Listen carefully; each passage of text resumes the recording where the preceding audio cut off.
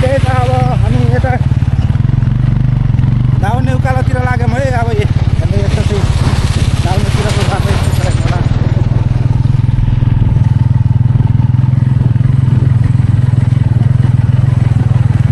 ल हेर्नु गाइस, यो हामी दाउनेको बाटो लगभग भनौँ न अब 17-18 वर्ष अगाडिदेखि हिँडेको बाटो हो।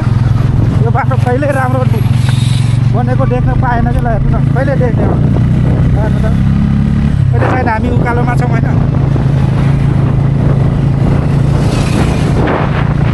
बाटो चाहिँ यहाँ बनाउँदैछ तर कहिले दाउनेको बाटो हामी कहिल्यै राम्रो बाटोमा हिँड्न नपाउने हो कि के हो साथै।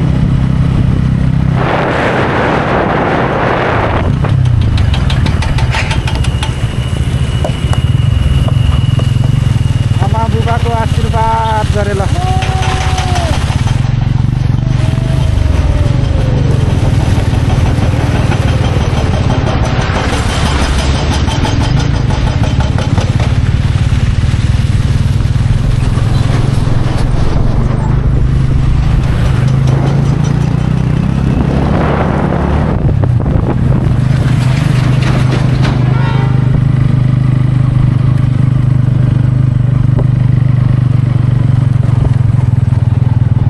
दाउनेतिर छ है। अनि वर्किङ हुँदा दिन झल्के है इस्लाम त हो के काँचोतिरै चाहिँ बनाउन नबनेको हो कि या बनाएर पनि यस्तै बनेको। त्योभन्दा राम्रो कहिल्यै देख्न पाएन कि।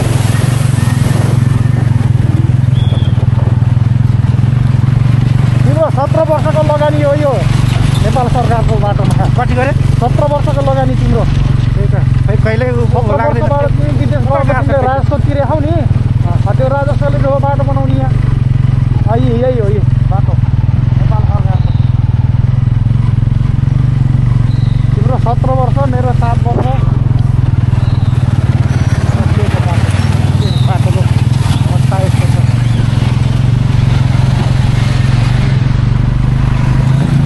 राम्रो छ क्या सिङ्गल रहेछ क्या भर्खर झरिन्छ। गाडी आँखा धेरै लाग्छ पर्छ रहेछ जाम जामको सिलाइ दास बोलेर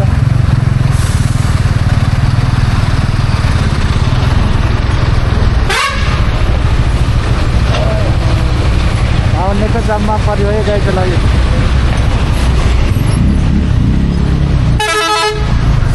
बाटोको अवस्था यस्तो छ। बाटो त बन्दै छ त, अनि बन्न खोइ कहिले रेडी। ओहो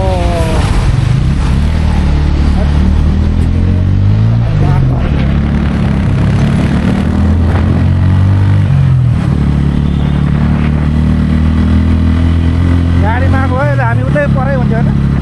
गाडी तलै हुन्थ्यो होला नि। बरघाट पनि आइपुग्थेन होला।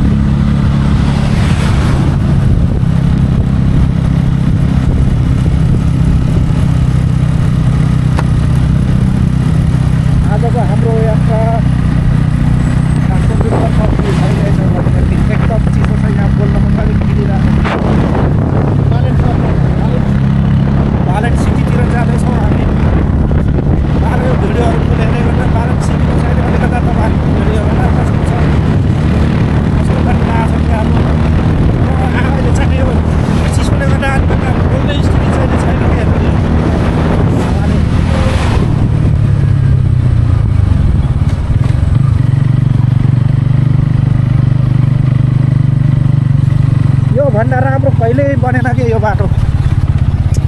जिन्दगी फेर जाने भयो। जिन्दगी कति पुस्ता कति उस जान्छ क्या यस्तै बाटोमा। तर एक त हाम्रो यो नेपालको भूगोलले पनि अलिकता साथ नदिएर पनि होला कि बनाएको छ। अब होइन अब अहिले बनाउँछ, अब बर्खा आउँछ, बर्खा भत्किएर हो कि या बाटै राम्रोसँग नबनाएर हो।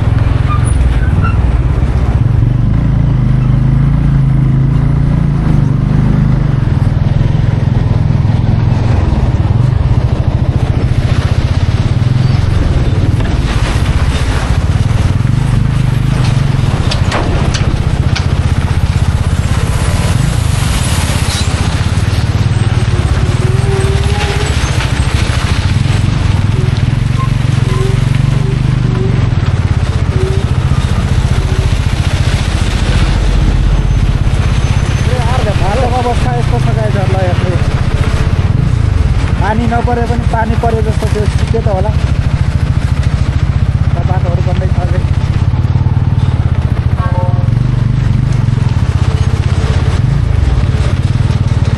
क्यामेराले बुझ्नै नदेख्ने भयो माटोले यतातिर देखेछ ब्याक स्क्रिन बन्द भयो बाटो राम्रो भएको ओभरटेक गरेर सबै हेर्न भन्ने पनि मिल्छ यस्तो त